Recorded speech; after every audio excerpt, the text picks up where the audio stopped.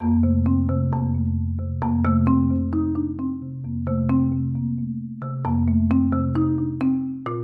I'm Jamie Yuenger, and this is If You Knew Me, a podcast about the inner lives of women. Every week, we walk into the heart and mind of one woman. Each guest can choose to share her real name or to remain anonymous. I want to remind you that we will host our first live online event this September. More information about that at the end of this episode. So stay tuned. This week, we hear from Ena Marie Abel-Mireles. That's her real name. Ena is a mix of sunshine and storm clouds.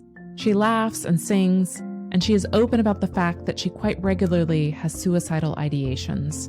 When Ena was 13, a traumatic, life-altering event happened to her. That one moment has directly affected her passion for living, giving, and singing. Her story is entitled, I Have My Mother's Voice. My mom was born in 1955. She was the fourth of 7 and then eventually 9 children. Her name was Beverly. She didn't grow up with very good life skills. She struggled with intense depression. I actually think my mom may have suffered with bipolar, and I didn't know it, and nobody would have known it. My mother got involved in really unhealthy things. She met my father when she was 15. And, she had some bad men in her life. She had drugs in her life. She had alcoholism in her life. But in the 70s and 80s, that's how you coped. You couldn't tell anybody you were depressed. You would be blacklisted from society. So that's what she did. When she was 15, she broke her back, literally had her back cut from her neck to her tailbone when she was 15 and had 2 vertebrae fused. She married my father. She got married when she was 16. She got pregnant. She wanted to abort me because she was so scared. She was in chronic pain by the time she was 15 years old. But she did it. She had a baby. And she worshiped everything I did. Everything. She loved me so fiercely that people would say it all the time. I've never seen a mother love a child like your mother loves you. And I still feel that love. But my mom had a silent killer inside of her. She was dying inside. And she was suffering. And she took her life when I was 13. And I am so brave. I did her funeral and everything. But unfortunately, the day of the funeral, my father changed. My parents were separated and divorced before I was like a year old, so I never knew parents that loved each other. I only knew parents that wanted to destroy each other.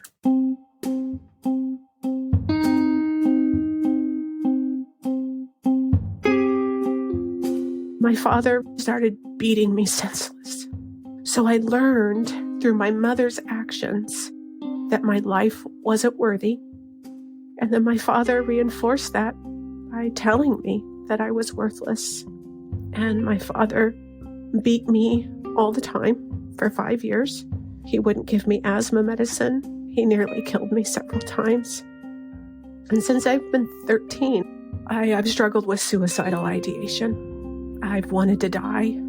Even though I'm not struggling with it right in this moment, I'm not afraid of it. And if and when it comes, whenever it comes, I welcome it because I want to be with her.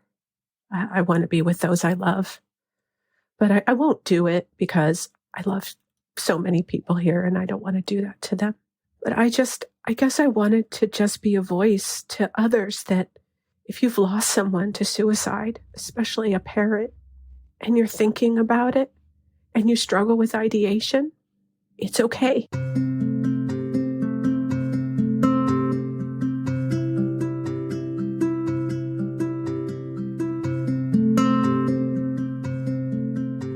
When I was 16 and I got a car, I drove to a counselor's office and I said, I really need you to help me. So this is 1989. And I said, I need help. I don't want to be a messed up adult. My mom committed suicide 3 years ago. My dad is beating me up and I need help. And I started counseling when I was 16.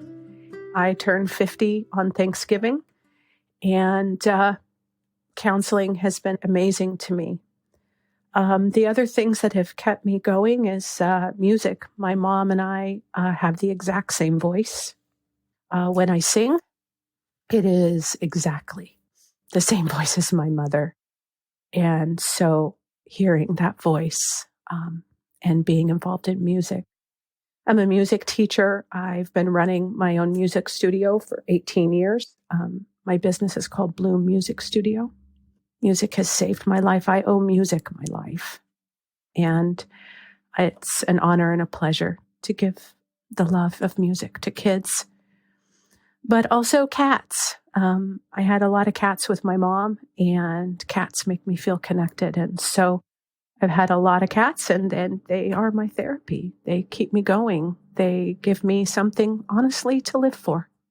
I've had to create reasons to live. So those are the things that have saved me. I take excellent care of myself. I don't want my mom's struggle to be in vain. I don't want to live with self-doubt and self-hatred like she did. I want to end that cycle, and I want to live my best life because she didn't or couldn't, and I want to change the energy, and I just want to create a positive space for women and for young people.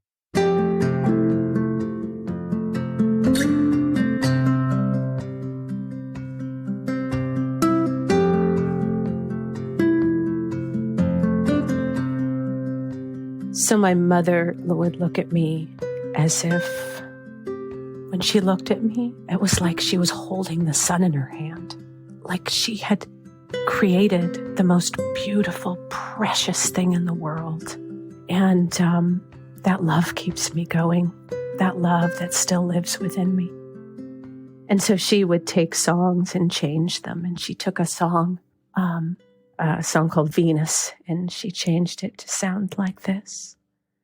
My Ena in blue jeans, Mona Lisa with a ponytail. She's a walking, talking work of art. She's the girl who stole my heart. My Ena in blue jeans is everything I'd hoped she'd be.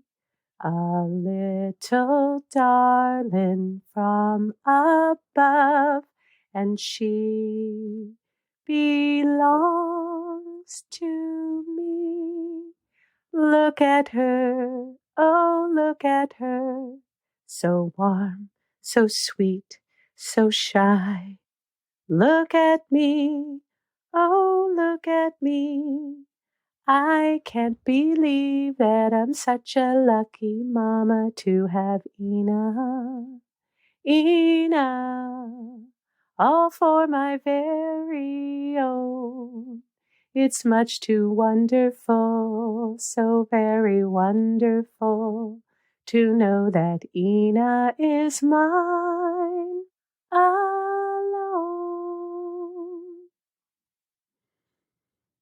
Oh, she was so beautiful. She was so beautiful. And I had a walk in my garden this morning, and I talked to her.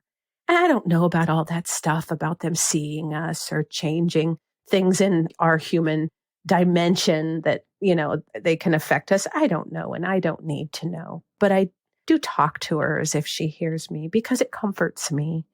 And I spoke to her today, and I told her, your choice, it hurt me.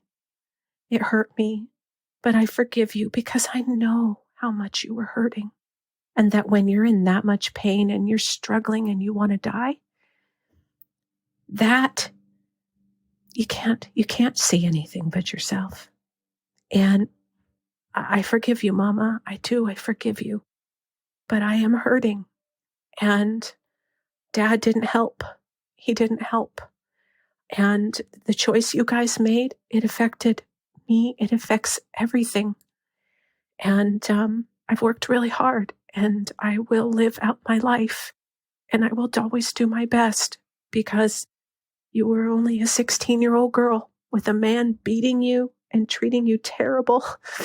And yet you persevered as long as you could. And I just really want to be my best for her, because she did the best she could for me.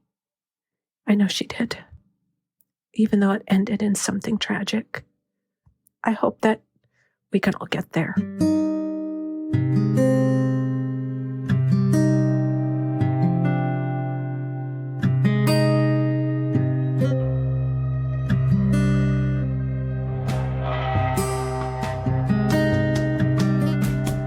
When I lived with my dad for 5 years, from when I was 13 to 18, I was a very, very angry young person. And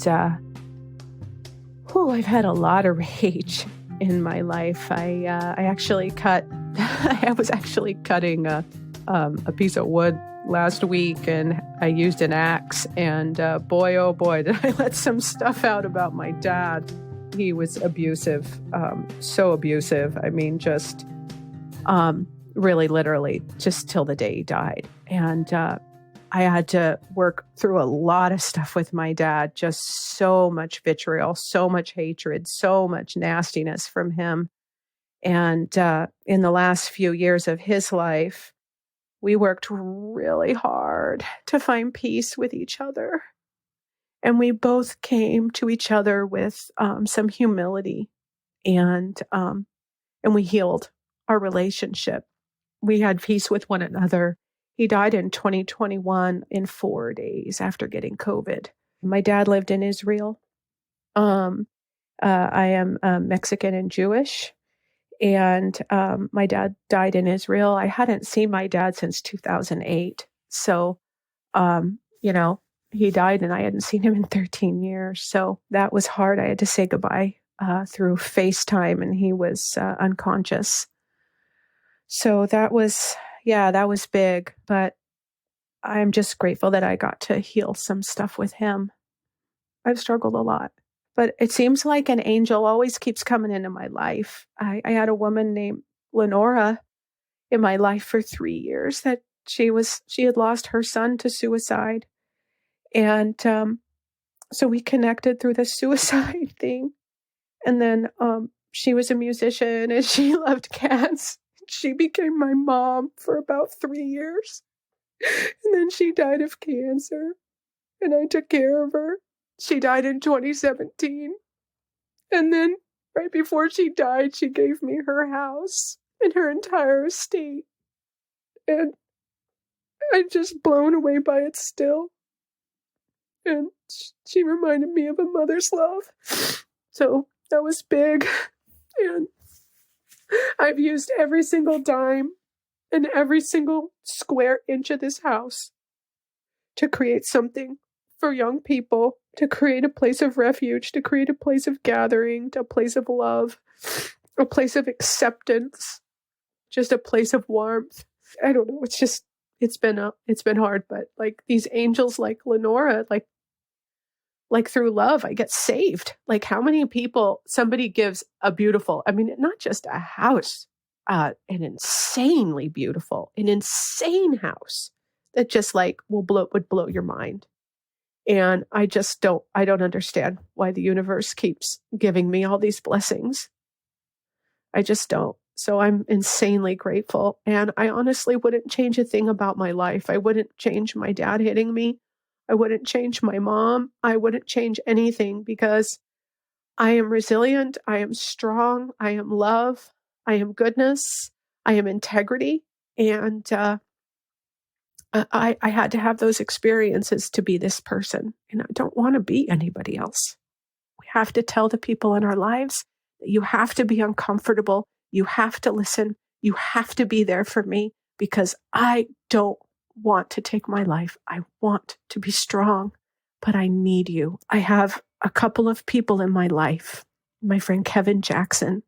I can come to him and say, Kevin, I feel like dying today. I want to die today. I just want to die. all I want to do is die, and he will just be with me. He doesn't judge it. He doesn't say it's uncomfortable. He just holds my hand and he says, tell me everything. I'm right here. That's what everybody needs that feels these things with ideation. We need somebody to just be with us. And Kevin Jackson saves my life so many times because he'll just be there. He doesn't do anything, but is just there. And I just hope everybody can have a Kevin Jackson. Thanks so much for listening to this week's episode. Ena Marie Abel-Mireles is a music teacher. She owns Bloom Music in Portland, Oregon. She is also an historian and writer. She hopes to one day write her memoir and start her own museum. Links to find and follow Ena are in the show notes. As I shared at the top of the show, we will be hosting a live online event this September. It will be our very first live event with a prior show guest. Our theme for the series is major life changes, and our special guest for the kickoff is Sister Monica Clare. Sister Monica is an Episcopal nun who has a TikTok following of over 170,000. She's been highlighted by Oprah and the New York Times. If you've been listening to the show for a bit, you likely remember Sister Monica's story. Her episode number 10 has become a favorite of so many listeners. But this fall, she'll be with us at this exclusive, intimate event. She will share more of her personal story and be available for an open Q&A. Monthly supporters of the show will get a free event ticket. To find out more, sign up for our newsletter. We'll be giving out all the details there. This podcast is produced by me and my husband, Piet Hurkmans. Thanks so much for listening to If You Knew Me. We'll be back with you next week.